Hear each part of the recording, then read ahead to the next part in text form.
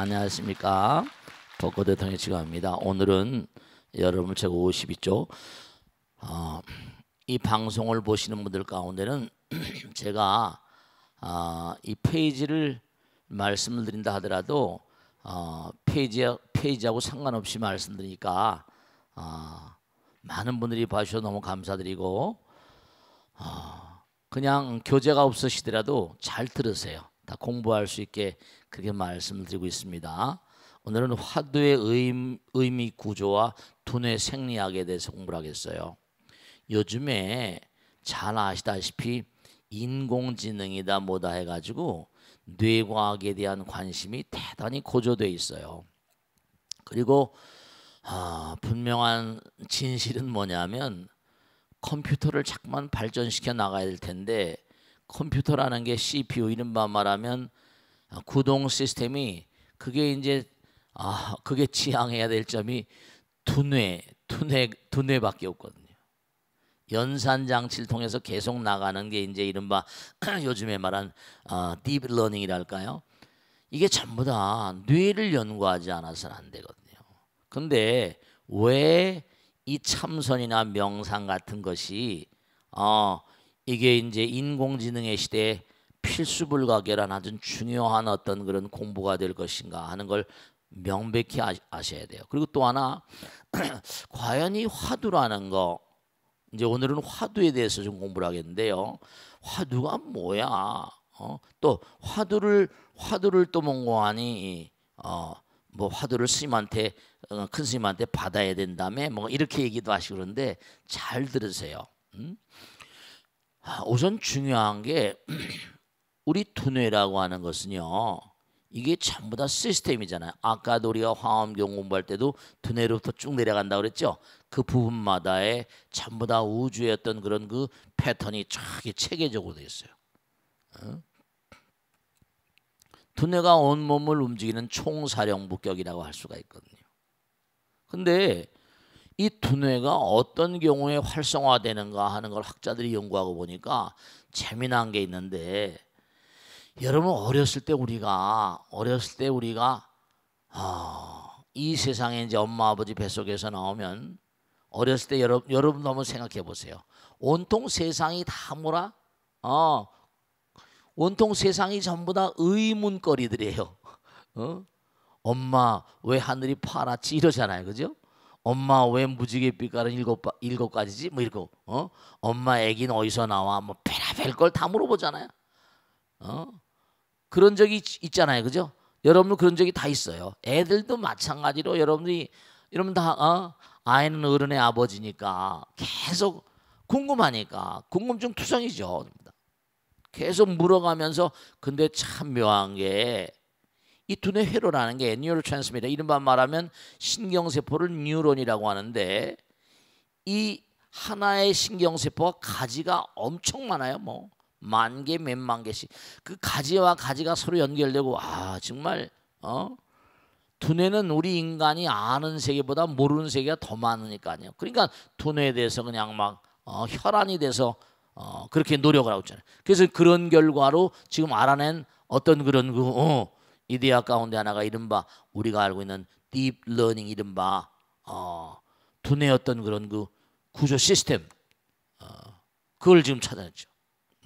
그래가지고 이제 알파고를 만들고 이렇게 되는 거예요.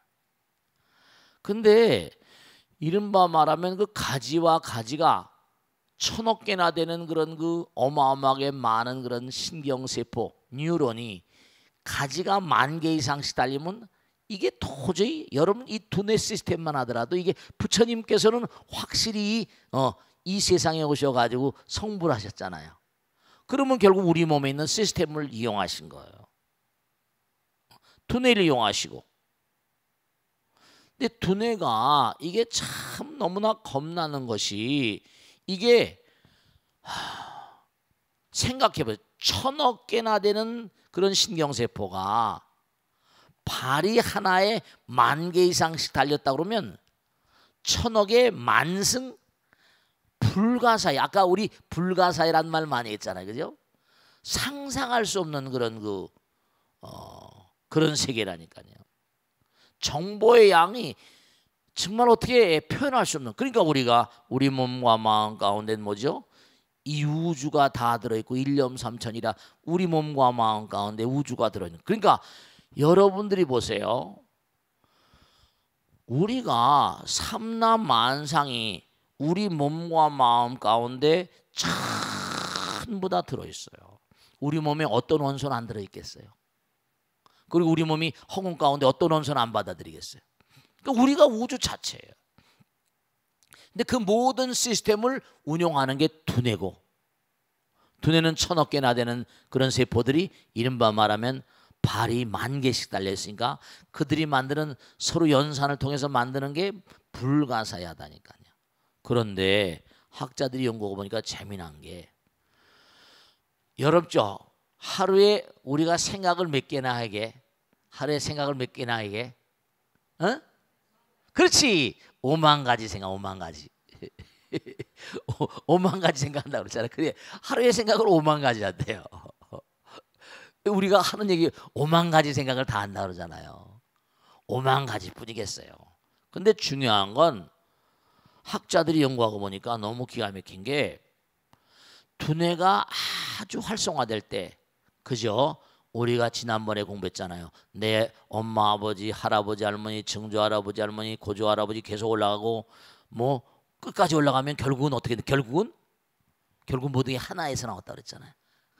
엄마, 아버지는 둘인데 둘은 뭐라? 하나에서 나온 거 아니에요. 하나가 이 우주 아니에요. 하나가 부처님이에요. 두뇌가 딱 일관성을 갖고 집중, concentration이에요. 집중 상태가 될 때 두뇌 회로가 정말 활성화된다는 거예요. 우리가 불교에서는 번뇌라는 거, 그게 아인슈타인이 그랬지만 위대한 천재들은 뭐죠? 항상 집중력의 화신들이에요. 공부를 시켜봐도 호세 실바의 글에 나오지만 뭐냐면 애들도 마찬가지예요. 여러분 애들 다 잘 키우고 싶으시죠? 그러면 엄마 아버지가 좋은 버릇을 들여줘야 돼요. 3살적 버릇이 뭐라? 80까지 가니까. 이제 그 점에 있어서는 하여간에 자꾸만 제가 유대인들 얘기를 하는 거죠. 우리 엄마 아버지도 유대인 엄마 아버지를 좀 본받아라. 그런 점에 있어서는 어쨌든 전 세계적으로 보면 이건 정평이 난 얘기인데요. 아이비 리그라고 그래가지고 미국에 있는 유수한 대학교에 전부 다 수마쿰라데 이른바 말하면 우등생들, 최우등생들은 거의가 다 뭐라? 유대인 출신이라는 게 정평이 다 나 있습니다. 그 왜 그럴까? 아까도 말씀했잖아요. 엄마 아버지가 직장을 다니거나 갔다 오면 다른 일 아무것도 안 하고 그저 뭐죠? 아이들하고 공부하는 거, 탈무드 토라 공부하는 게 일이니까요. 우리 한국의 아버지 엄마들처럼 술 마시고 뭐하고 그러지 않아요. 실제로 버릇이 되는데 딱 이른바 말하면 집중, 컨센트레이션. 그 다음에 또 하나 중요한 게 강한 의문, strong question이에요. 강한 의문이 있을 때 이게 뭘까? 아 이게 뭐지? 아까 말씀드린 아이들이 엄마 왜 하늘은 파래? 엄마 왜 무지개 7가지 색깔이야? 엄마 왜 이는 하얘? 엄마 애기는 어디서 나와? 계속 물어제끼는 그걸 절대 의문의 시기라고 그래요. 절대 의문의 시기. 그때 두뇌가 폭발적으로 발달한다는 거예요. 그래서 두뇌공학자들은 무슨 얘기를 하는 거 아니? 아이들이 유치원 들어가기 전에 일생을 살 두뇌 회로가 다 놓인다는 겁니다. 그러니까 어린아이 때가 너무 중요한 거예요. 지난번에도 한번 말씀했죠. 알코올 중독자, 마약 중독자, 이런 약물에 중독되는 사람 혹은 뭐 게임 중독자님 이런 중독 현상을 일으킨 아이들을 전부 다 그렇게 체크를 해보니까 특히 마약 중독자, 알코올 중독자를 본격적으로 체크하다 보니까 놀라운 사실이 어렸을 때 엄마 아버지가 문제 있던, 그러니까 유명한 문제 밑에 문제아가 나는 거예요. 어렸을 때 엄마 아버지한테 사랑도 배우는 거라고 그러잖아요. 사랑은 하나로 만드는 위대한 힘이잖아요.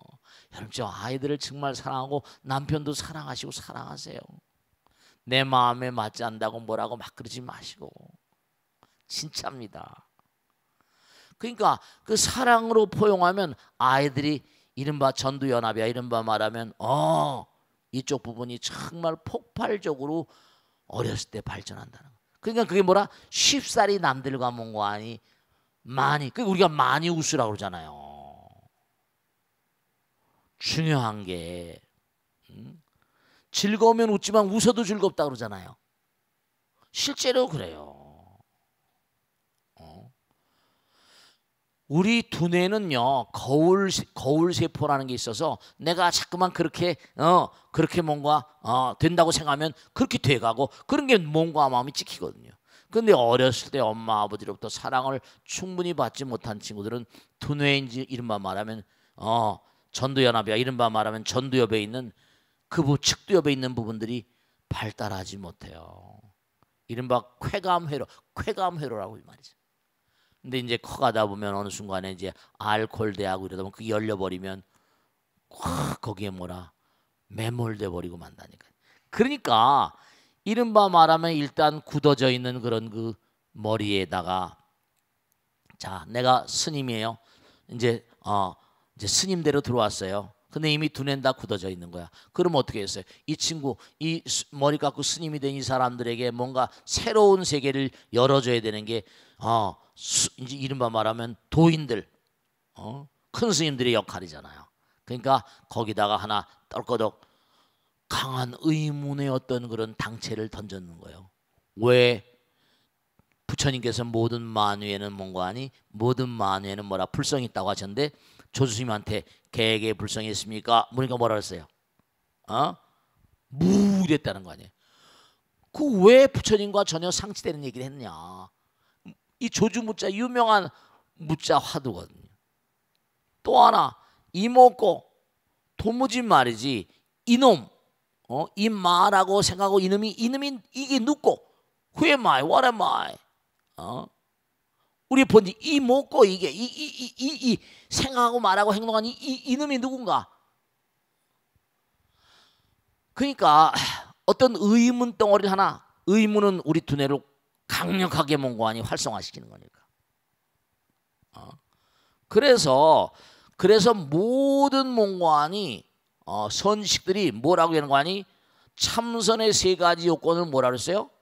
신심, 대신심 그랬어요. 대신심, 신심. 그 다음에 뭐라? 분심. 내가 꼭 뭔가 이걸 성취하겠다. 강한 어떤 의지. 그 다음에 의심이 됐어요. 화두란 말이에요. 화두. 알 수 없는 의심이란 말을 많이 하거든요. 그러니까 거기에 이제 두뇌 생리학에 대해서 쭉 설명을 해놨어요, 제가. 그러니까 뭔가 아이디어라는 게 다른 게 아니라 아까도 수지신시 광명당 내가 부처님과 하나가 되면 수지심시 뭐라 신통자 이러잖아요. 부처님은 무한이거든요. 무궁무진하잖아요. 지난번에 공부했잖아요. 구경 궁국 무궁화 그 궁자라는 게 간머리변에 뭐라 8팔자에다 몸신자 쓰고 뭐라 활궁자 얘기 다 했잖아요. 그죠? 네. 그러니까 탁월한 어떤 인물들은 한결같이 여기 필 잭슨 좀 된 얘기입니다만은 시카고 불즈라고 하는 NBA 미국의 유명한 농구팀을 이끌고 NBA를 8연패를 한 그런 감독이에요. 이 사람이 아주 명상 참선의 대가입니다. 마이클 조던도 이 팀에 있었는데요. 자기가 그렇게 명선수가 돼서 돈도 많이 벌고 이렇게 했던 건 순전히 필 잭슨 덕분이다. 필 잭슨이 뭐냐면 이른바 자기 팀 선수들한테 끊임없이 명상 참선을 가르친 겁니다. 마이클 조던이 부상을 당했어요. 병원에 실려갔습니다. 운동을 못해요. 그러니까 어떻게 돼요? 너 말이야 항상 그 누워가지고 자기는 운동을 갖다 그라운드에서만 하면 된 줄 알았는데 앉아가지고 계속 네가 한 비디오를 보면서 네가 꼬링이 될 때하고 꼬링이 안 될 때 네 자세를 면밀히 판단해서 저 땐 이렇게 하면 좋을 걸, 저렇게 하면 좋을 걸. 이른바 병실에서 말이죠. 자기가 게임한 그 비디오를 보면서 이른바 상상 이게 이른바 imagination, 이른바 상상 훈련, 트레이닝, 이른바 이미지 훈련이에요. 이미지 훈련. 근데 너무 놀라운 게 자기가 그라운드에서 연습하지 않고 필 잭슨 시킨 대로 자 가만히 생각하면서 이 각도로 때리면 들어가 있구나, 저 각도로 때리면 들어가 있구나, 이걸 침대에서 연구를 했다는 거예요. 근데 정말로 기가 막힌 게 나와서 운동도 별로 안 했는데 몸이 다쳐가지고 고생했는데 나와서 그 다음에 던질 때마다 들어가서 너무 놀랬다는 거예요. 이미지 훈련이 너무 중요하다. 이미지 트레이닝. 자기는 완전히 참선과 이 명상을 통해서 너무나 큰 도움을 받았다. 자기가 너무나 괴로웠던 게 부상을 입어가지고 휠체어 신세가 되고 침대 신세가 됐는데 거기서도 뭔가 하니 이미지 트레이닝, 내 명상의 힘인 거죠. 거기 그렇게 나오잖아요. 마이클 조던. 유명한 농가노 필 잭슨은 참선 매니아다. 13번, 8번, 13번이었구나. 13번이나 미 프로농구의 정상에 올려놓았던 게 참선이었다는 거예요. 그러니까 앞으로 제가 생각해 인공지능의 시대, 이제 앞으로 정말로 알파고 같은 친구들이 막 나오고 그러면은 직장을 그만둔 사람들이 많이 있을 거란 말이죠. 그 사람들 위해서 이제 아마 나라에선 로봇한테 세를 걷어가지고 그런 사람들 먹고 살게 해줄 거예요. 또 다른 무슨 직종이 개발되기도 하겠지만 이제 정말로 이 참선 명상이라는 게 이 시대의 화두가 될 거라니까요. 쉬는 시간들 뭔가 참선하자, 명상하자. 실제로 말이에요. 지금 전 구글이라거나 뭐 애플 다 하잖아요. 여기 나오잖아요. 그러니까 이 선이라는 건요, 뭐 기독교, 가톨릭 이거 상관없어. 불교 상관없어. 그냥 앉아서 뭐라 정진하면 되는 거니까 정신 통일, 강한 strong question. 여기 나와 에리 프롬 얘기입니다. 현대 세계를 살펴보건대 여타 종교는 그 어느 곳도 시대와 장소와 지역성을 탈피하지 못하고 있다. 그러나 세계가 하나로 통일되어 가고 있는 이때 선이야말로 가장 확실성 있고 진실한 세계적 종교라 볼 수 있다. 여기 나오잖아요.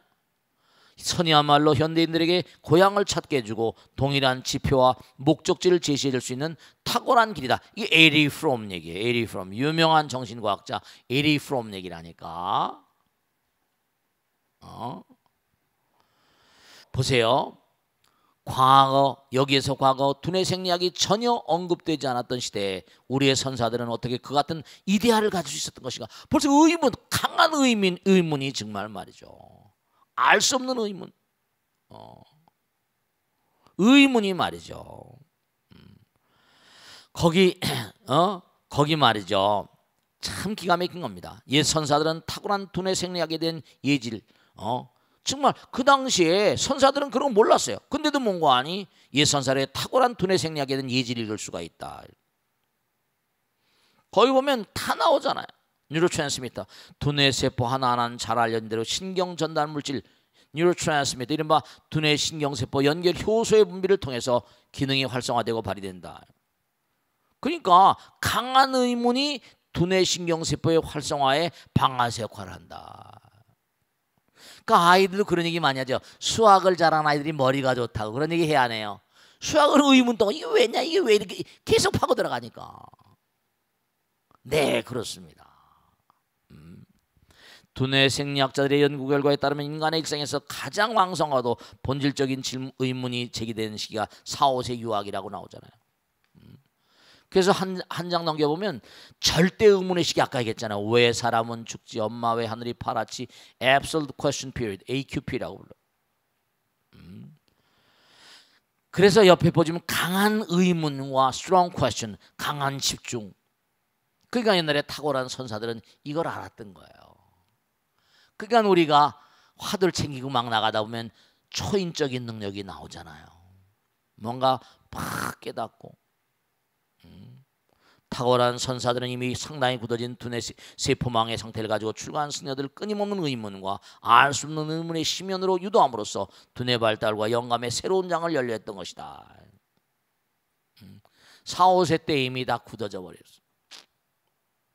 그러니까 우리가 이 먹고 하고 화두를 계속 잡고 나가는 거예요. 한 장 넘겨보세요. 그래서 이제 이른바 말하면 거기 보면 계획에 다 나오죠. 몽산법에 나온 얘기겠죠. 참선을 시작한 사람들은 과연 화두를 어떻게든지 궁금해한다.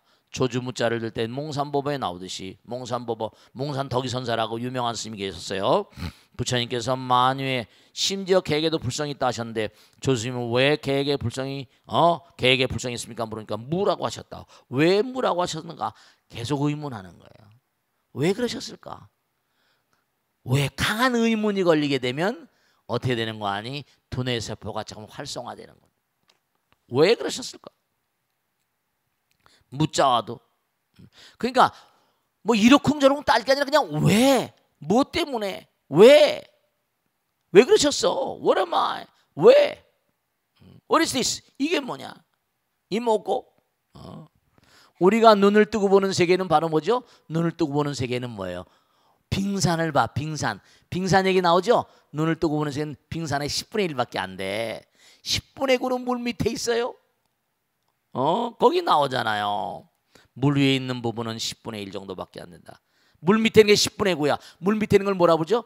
잠재의식이라고 불러. 눈에 보이는 걸 현재의식이라고 불러요. 현재의식. 그래서 물 밑에 잠겨 있는 부분, 즉 잠재의식이 눈에 보이는 부분보다 훨씬 더 거대하다는 것이다. 그러니까 우리가 눈으로 볼 수 있는 건 정말로 얘기했죠. 수정체로도 눈으로 얼마나 못 볼 수 있는 거예요. 그러니까 우리가 볼 수 있는 건 3차원밖에 못 봐. 근데 뭐죠? 물 밑에 있는 게 빙산이 10분의 9인데다가 그게 녹아버리면 바다가 되잖아. 바다하고 육지가 깨지면 허공이 되잖아요. 우리 아무것도 못 봐. 허공에 지금 무진장한 세계인데도 하나도 못 보고 있잖아요. 근데 계속 나가면 정말로 뭐죠? 무한으로 나가면 무한이 보인다니까요. 그러니까 부처님께서 백호상황을 탁 놔가지고 우주를 다 굽어본다는 얘기를 하잖아요. 여기 그런 얘기가 나오는 거예요. 거기 보세요. 한 장 넘겨보면 빙산과 바닷물, 빙산은 물이 얼어서 형성된 것이고 물 그 자체다. 빙산과 바닷물은 뭐죠? 물이 얼어서 냉각돼서 얼어붙은 것이 빙산이니까 녹으면 바다가 돼. 프로이드는 거기까지 정도밖에 얘기 못했어요. 근데 바다는 영원히 바다인가? 땅과 바다는 뭐 때가 되면 수명이 다해 허공으로 돌아간다. 흔히 빅뱅 이후 형성된 것이 우주이고 은하계이고 태양계 지구라고 부른다. 따지고 보면 모두가 다 허공에서 나왔다. 다 우주가 어디서 나왔어요? 허공에서 나왔지. 그래 안 그래요? 그럼 계속 나가다 보면 내 텅 빈 허공은 한없이 나를 두렵게 만든다.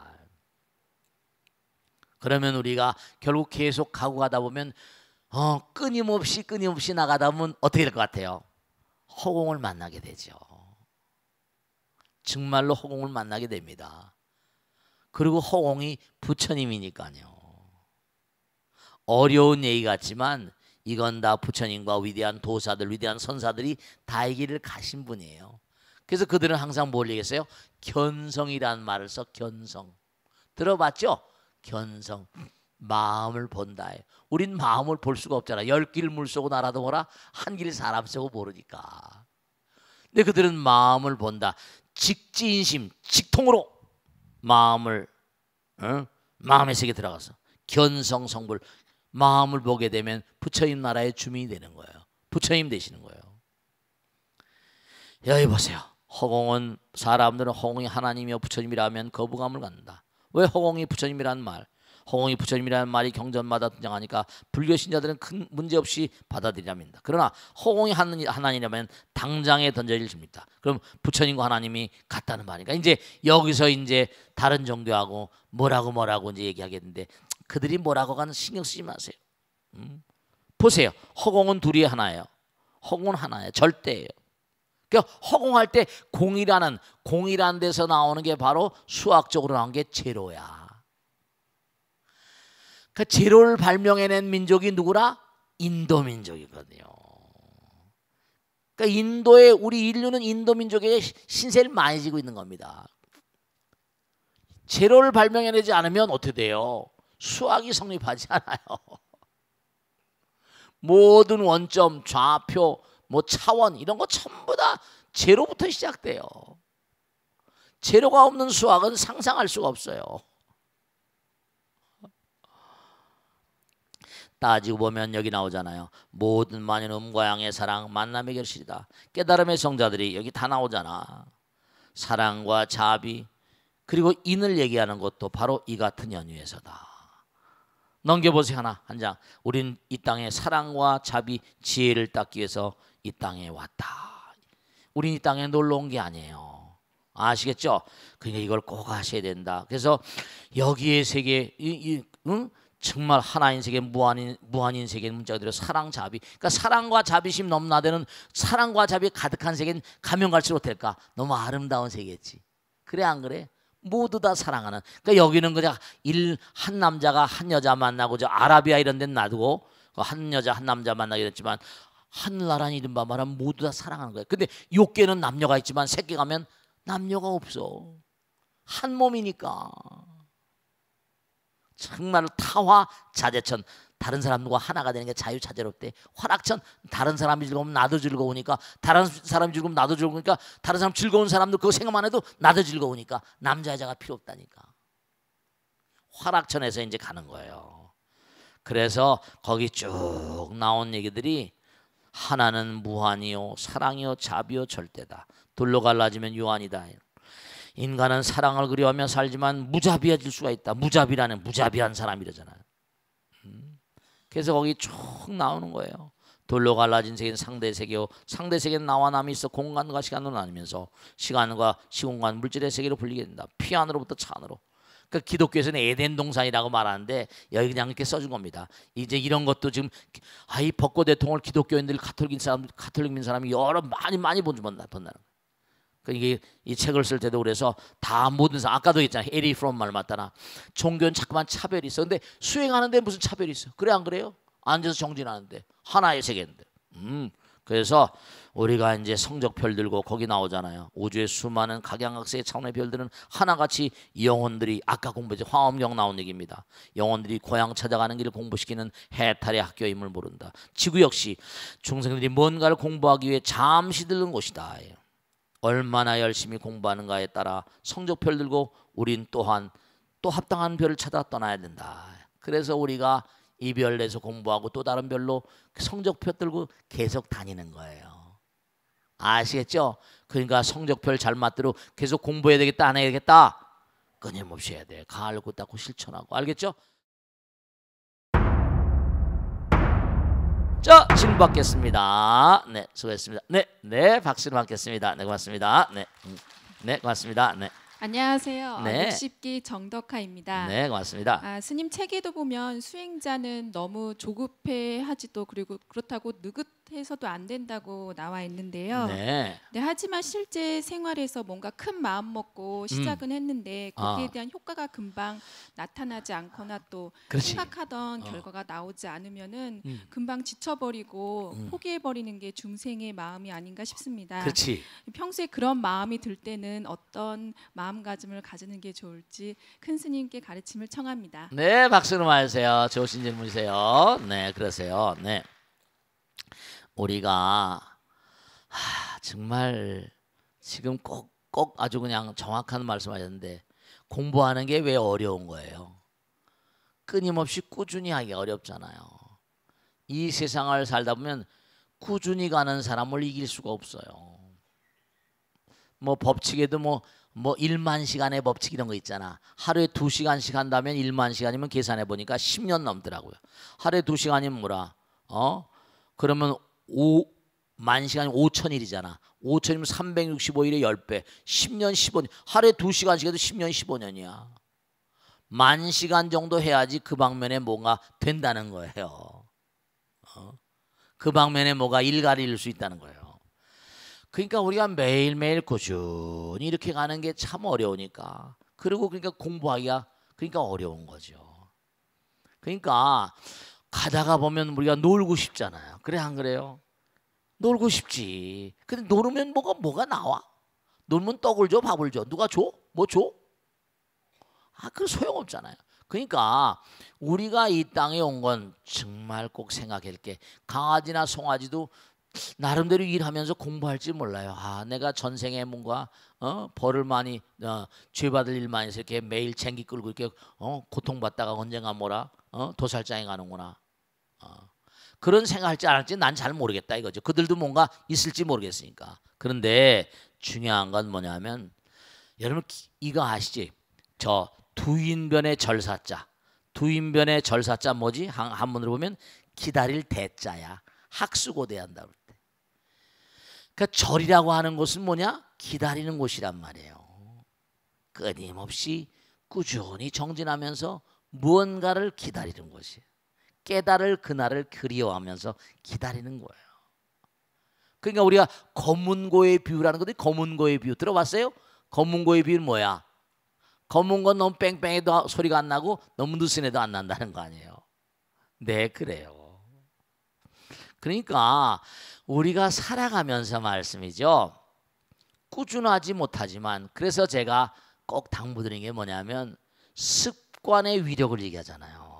습관, 좋은 습관을 들여놔라. 그럼 매일같이 그런 분이 계시더라고요. 매일 등산을 가는 그런 분이 계신데 하루도 안 가도 뭐라 하루 안 가면 뭐라 찌뿌드하다는 게 몸이 매일 몸이 거기 익숙하다 보니까 오히려 등산을 안 가면 뭐라 찌뿌드하니까 겨울에도 그냥 뭐 파카 뒤집어 씌우고 그러고 가는 거예요. 좋은 습관을 들여놔야죠. 매일 끊임없이 기도하고 공부하고 육바라밀 행을 하고 좋은 습관을 들여야 돼요. 그러니까 매일매일 그래서 제가 그전에도 말씀드렸죠. 연습 학습할 때 습자가 다 뭐라? 그게 다 날개 2개 달린 그런 새 형상을 하고 있고 밑에 100잘 달아가지고 새가 날래도 100번 이상 뭐라 퍼득거려야 된다는 거 아니에요. 그러니까 이렇게 능인불교대학 중급반 고급반 꾸준히 공부하고 또 다니고 계속해서 끊임없이 공부하는 게 너무나 중요한 거고 공부를 하면 그래도 들었으니까 실천하려고 애를 쓰잖아요. 불교는 실천의 몽고하니 강한 방점을 짓고 있는 그러한 종교입니다. 나의 가르침은 추상적인 이치에 있지 아니하다. 구체적이고 바른 뭐라 행에 있다 이러셨잖아요. 그러니까 정말 작심삼일이다 뭐다 얘기하지만 진짜 꾸준히 좋은 습관을 들이면요 계속 나갈 수 있습니다.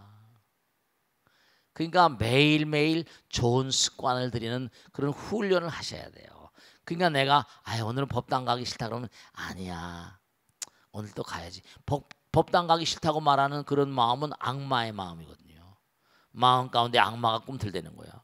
근데 꾸준히 그 제가 얘기하잖아. 아까도 말씀드렸듯이 진짜로 여러분이 법당에 오신 건 부처님이 이끌어서 오는 거야. 근데 법당에 못 오신 건 악마가 자꾸만 놀라고 자꾸만 그러니까.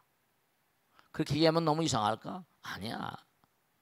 그 꾸준히 그 옛날 말씀인데 slow and steady wins the race. 조급하게 할 것도 없고 급하게 할 것도 없고 급하다 보면 지치고 조급하다 보면 뭐라 지치고 그죠? 너무 늘쩍늘쩍 되면 또 뭔가 아니 너무 시간이 걸릴 거니까 그냥 꾸준히 한 걸음 두 걸음 그렇게 나가는 거예요. 아시겠죠?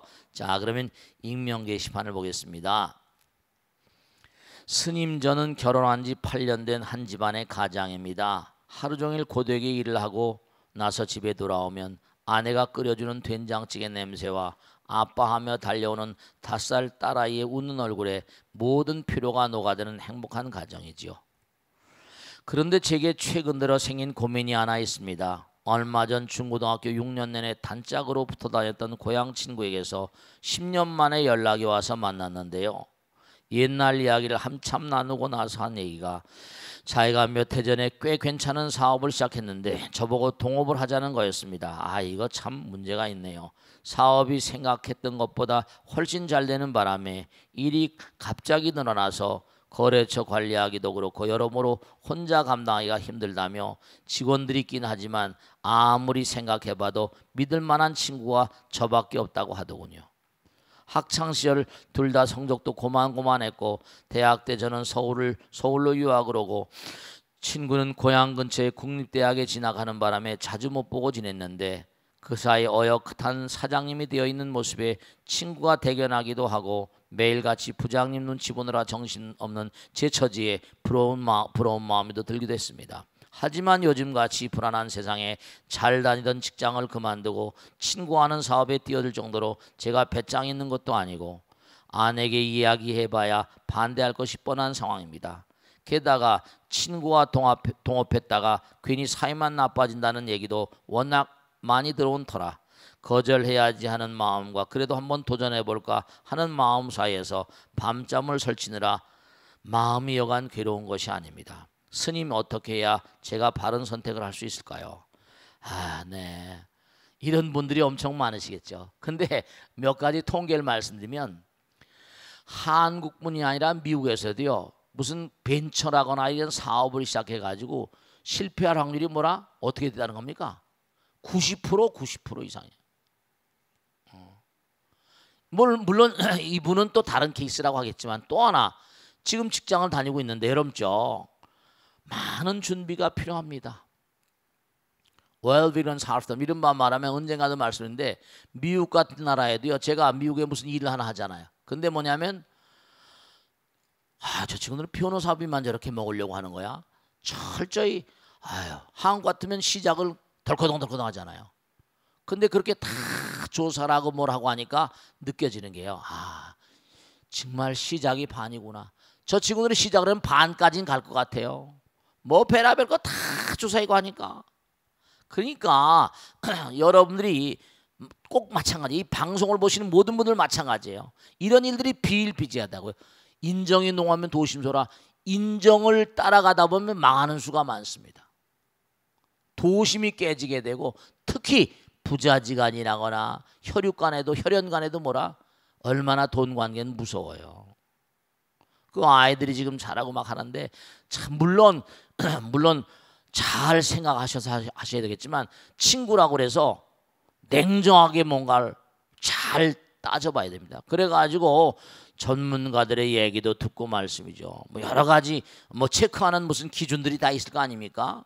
네, 그러니까 제가 생각할 땐 좀 신중을 다하셔야 될 것이고 쉬운 일이 아니세요. 요즘같이 특히 뭐라 제가요 우리 법당에 나온 보살님이에요. 남편이 뭔가 하니 이거 정말 돈 버는 데라고 꼭 해야 된다고. 근데 자기가 아무래도 뭔가 마음이 미심쩍지 않은 거예요.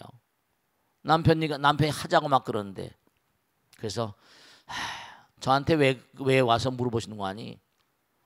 도저히 자기는 그 남편이 지금 좋은데 뭐 그냥 다니고 계신데 말이에요. 그냥 한데 경기도 나쁘고 그런다는데 가봐서 근데 우리 남편이 여러 가지로 될까 말까 결국은 반대를 한 거예요.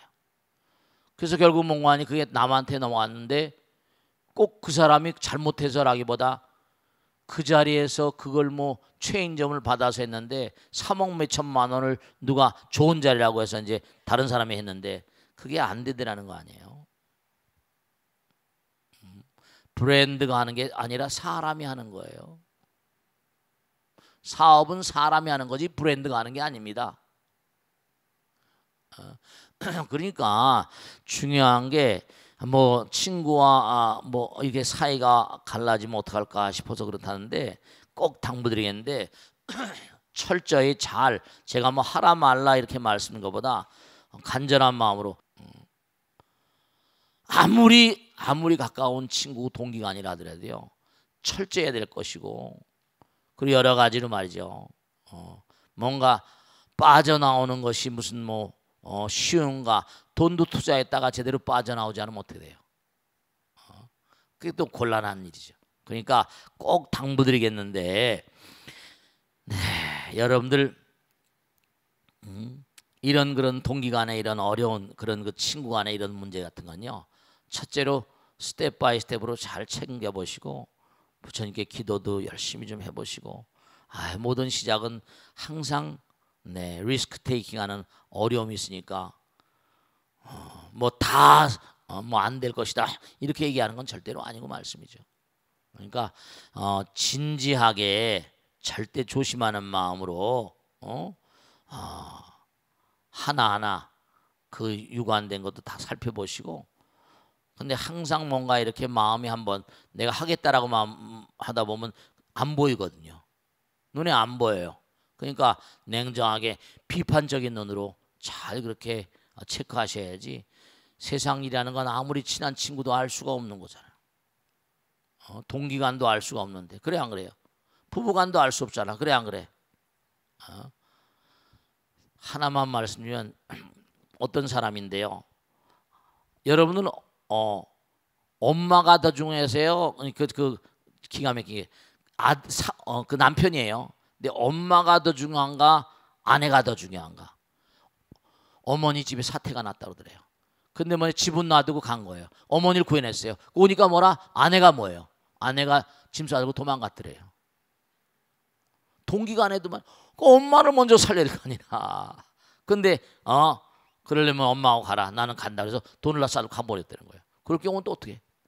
가서 또 이제 뭔가 잘 얘기를 해야 되겠지만요. 너무 화가 나니까 그렇지. 그 안에도 또 참 묘한 게 엄마가 다 낳아주신 분이니까 그 은혜가 지중한데. 그래가지고 그게 또 한때 화제가 된 적이 있었는데 좀 진지하게 조심스러움 그런 발걸음으로 차례차례 나가세요. 아시겠죠? 자, 감사합니다. 마치겠습니다. 고맙습니다. 네, 마치겠습니다. 네.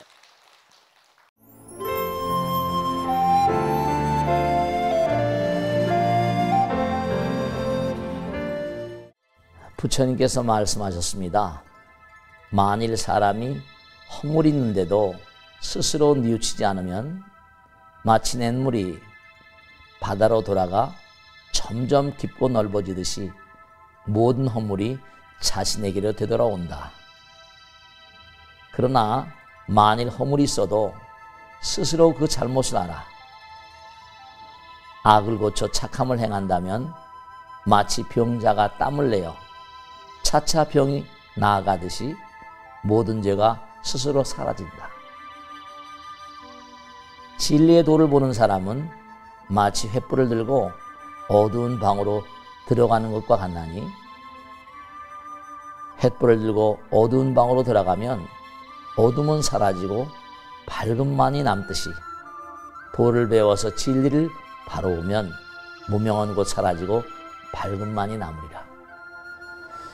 42장경 중에 1절인데요. 아주 아름다운 가르침입니다. 우리가 백년천년 캄캄한 방이라 하더라도 등불을 들고 들어가면요. 어둠이 온데간데 없이 사라집니다. 어둠이 내가 가지 않겠다고 발버둥치지 않잖아요. 마찬가지로 우리가 부처님 말씀을 마음 가운데 뭔가 횃불을 들고 들어가는 것처럼 부처님 말씀을 마음 가운데 뭔가 빛으로 선물한다면 우리 마음 가운데 모든 어두움, 모든 번뇌와 업장들은 다 녹아져 내려갈 수 있다. 이런 가르침입니다. 항상 부처님 말씀을 벗삼아 살아가는 사람들은 진리의 등불을 들고 어둠의 방 속에 들어가는 그러한 수행자들과 같아서 무량복덕의 화신이 될 것입니다. 감사합니다.